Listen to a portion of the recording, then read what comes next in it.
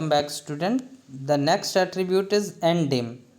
So ndim returns an integer representing the number of axes or array dimension just similar to the shape. तो इसको भी यहाँ पे हम देख लेते हैं. तो if you want to use ndim, तो at that time यहाँ empty फंक्शन का यूज़ मैंने आप लोगों को बता दिया था. इसके बाद ही मैं यहाँ पे प्रिंट फंक्शन यूज़ करता हूँ and I am writing df.ndim.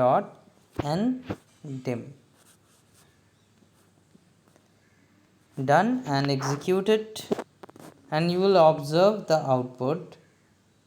तो सबसे लास्ट में आप देखेंगे इसकी जो ndim दिखा रही है वो है 2. That means number of dimensions. They have only 2 dimension, that is x and y axis, and that is why it will represent 2 as a value. जो लास्ट एट्रीब्यूट है that is also very important thing कि if suppose we are having a table, that means a data frame, and we want to transpose it. देखो transpose करना आपको पता होगा कि रो को कॉलम बनाना, कॉलम को रो बनाना. So at that time we need to write df.t. तो अगर हम df.t यूज़ करेंगे और इसको एग्जीक्यूट करते हैं, आप ऑब्ज़र्व करेंगे जो रोज़ थी वो अब कॉलम हो गई हैं और जो कॉलम्स थी वो रो हो गई हैं. जैसे आप देखिए तो 0 1 2 3 are now the columns and roll number, name and class are now the rows and the values are also changed according to it. तो अगर आप इसको बढ़िया से इसके आउटपुट को ऑब्ज़र्व करना चाहते हैं तो आई एम मेकिंग दोस्त फॉर यू. मैं यहाँ से ये जो मैंने लाइंस लिखी थी एक्सेस और बाकी जो मैं यूज़ कर रहा था उसको मैं यहाँ से हटा देता हूँ, so that you would have a clear idea about it. तो यहाँ पे आके मैंने सबसे पहले एक पेस्ट किया और यहाँ पे एक मैसेज मैंने प्रिंट कर दिया कि original data frame, original data frame सबसे पहले मैंने डिस्प्ले कर दिया. And then after again I have to use the print function. And in print function इसके ब्रैकेट में आते हैं, कोट्स मैंने यहाँ पे प्लेस किए और कोट्स के बीच में आके now we need to give और we need to write transpose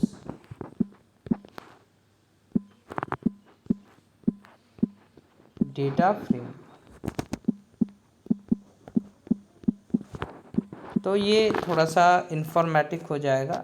ये मैसेज देख के आप समझ जाएंगे कि actually what is our intention.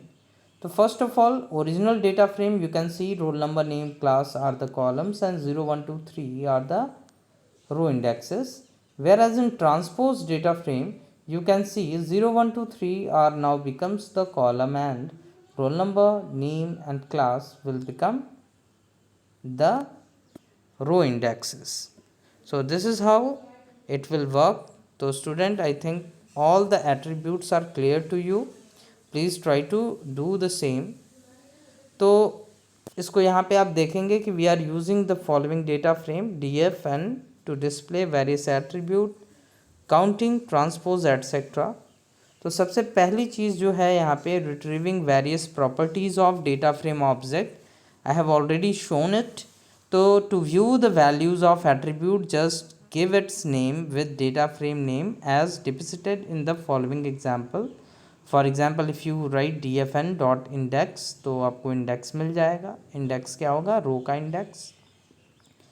Then dfn dot columns जब हम यूज़ करें तो कॉलम का इंडेक्स हमको मिल जाएगा. dfn डॉट एक्सेस अगर हम यूज़ करेंगे तो रो और कॉलम दोनों के इंडेक्सेस ये रिटर्न करेगा. तो याद रखिएगा यही बहुत इंपॉर्टेंट है आपके एग्ज़ाम के लिए. पूछ देता है कभी कभी what would be the relationship between dfn dot axes and index and columns. तो आप याद रखिएगा कि dfn डॉट एक्सेस जो हम यूज़ करेंगे this is equals to index plus columns. तो ये जो इंडेक्स है, जैसे अगर आप यूज़ करें एक्सिस को, तो एक्सिस में जो वैल्यू आती है वो आपकी इंडेक्स में जो वैल्यू आती है प्लस जो कॉलम्स यूज़ करने पे वैल्यू आती है, इन दोनों का जो कम्युलेटिव रिज़ल्ट है वो आपको एक्सिस से मिल जाएगा। फिर है D F N dot D type. तो डी टाइप्स में आपको बता दिया डेटा टाइप रिटर्न करता है। फिर साइज़, ये total number of element return करेगा। शेप, ये डायमेंशनलिटी ही रिप्रेजेंट करेगा, मतलब कितने नंबर ऑफ़ रोज़ हैं, कितने नंबर ऑफ़ कॉलम्स हैं, वो रिप्रेजेंट करेगा। D F N dot N dim अगर आप यूज़ करेंगे तो नंबर ऑफ़ डायमेंशंस जो ऑलरेडी 2 होता है वो रिटर्न करेगा। एंड एम्प्टी ये रिजल्ट करेगा whether the data frame is empty और नॉट। Now second thing is getting the number of rows in a data frame. तो अगर आपको केवल नंबर ऑफ़ रोज़ चाहिए तो उसके लिए आप एलियन फंक्शन का यूज़ करेंगे। तो alien is a function not an attribute. बच्चों ये याद रखिएगा कि जब हम एलियन का यूज़ करते हैं तो ये एक फंक्शन है, तो यहाँ पे हमें ब्रैकेट का साइन यूज़ करना होता है और उसमें हम डेटा फ्रेम को यूज़ करेंगे। देखो फंक्शन और एट्रीब्यूट में डिफरेंस क्या है ये आप जान लो कि अगर DFN एक हमारा डेटा फ्रेम ऑब्जेक्ट है तो एट्रीब्यूट यूज़ करने के लिए हम यूज़ करेंगे DFN डॉट, जैसे मान लो हमने यूज़ किया इंडेक्स, तो ये यहाँ पे index is what, index is an attribute. लेकिन अगर हम फंक्शन की बात करें तो एलियन एक फंक्शन है और इसको यूज़ करने के लिए हमको एलियन ब्रैकेट में DFN को पास करना होगा। तो इसमें आप दोनों में डिफरेंस देख सकते हैं कि जो फंक्शन होगा वहाँ पे फंक्शन का जो साइन है, ये ब्रैकेट्स हैं वो होंगे और उसके बीच में हम एज एन आर्ग्यूमेंट वैल्यू को पास करेंगे।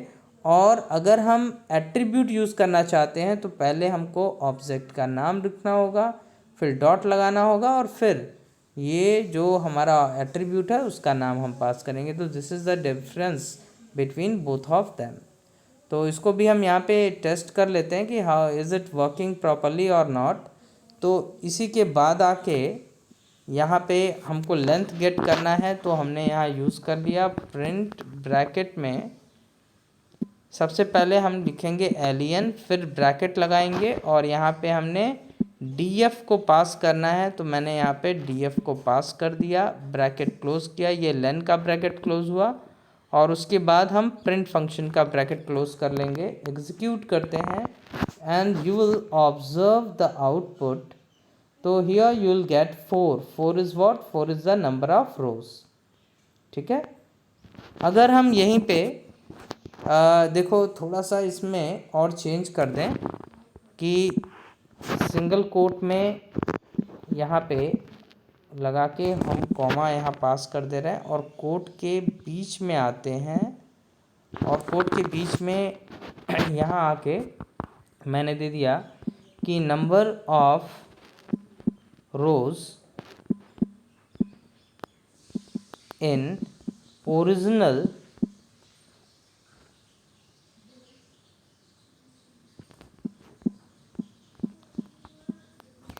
Data frame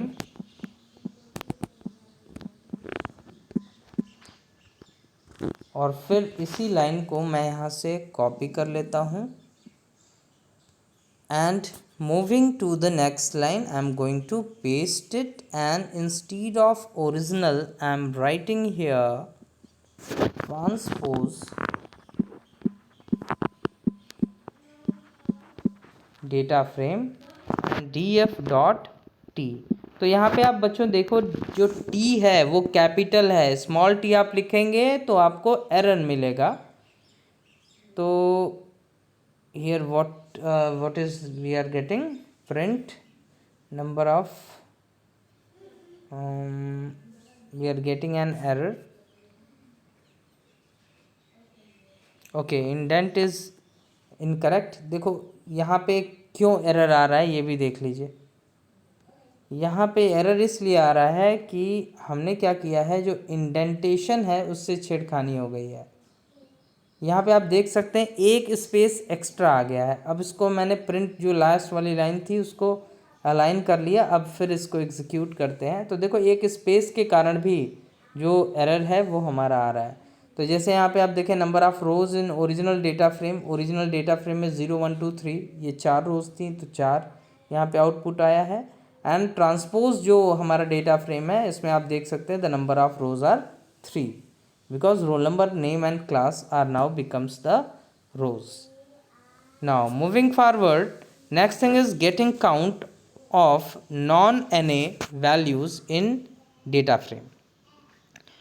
So like series, you can use count with data frame 2 to get the count of non-NA or non-NA values, but count with data frame is little elaborate. If you do not pass any argument or pass 0, that is default is 0, then it return count of non-NA values for each columns. Like if we have written dfn.count, so it will return marketing 3, sales 3, etc. You may also pass argument that is axis is equals to index to get the same result as above. For example, you can write dfn.count axis is equals to index and we'll get the value. तो यहाँ पे अगर आप देखें तो अगर इसको हम एग्जीक्यूट करके देखें तो इस प्रोग्राम में थोड़ा सा मैं मॉडिफिकेशन करता हूँ और एक लाइन और यहाँ पे मैं यूज़ कर लेता हूँ और यहाँ पे मैंने दे दिया print and in bracket in quote number of non-NA और non-NA काउंट करने के लिए आपको यहाँ पे यूज़ करना होगा। एक बार कोड में देखते हैं df.count फंक्शन। तो यहाँ पे आते हैं और कॉमा के बाद मैंने यूज़ करना है df.count bracket open and close. Now done and execute it.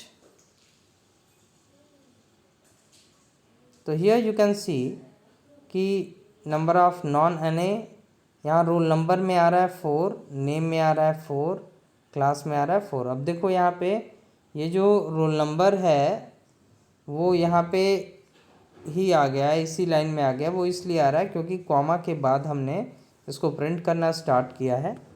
अगर आप चाहते हैं कि ये नेक्स्ट लाइन में मूव हो जाए तो उसके लिए मैंने आपको क्लास 11 में पढ़ाया था कि we are having various methods, but simple तरीका ये है कि वी कैन यूज़ \n। अगर हम \n यूज़ करते हैं तो जो कोड है वो नेक्स्ट लाइन में मूव हो जाएगा। अब आप यहाँ पे ऑब्जर्व करोगे कि रोल नंबर नीचे आ गया है, रोल नंबर 4, नेम 4, क्लास 4। तो ये जो नंबर ऑफ non-NA कॉलम्स हैं उनकी वैल्यू है। तो I think it is clear to you all.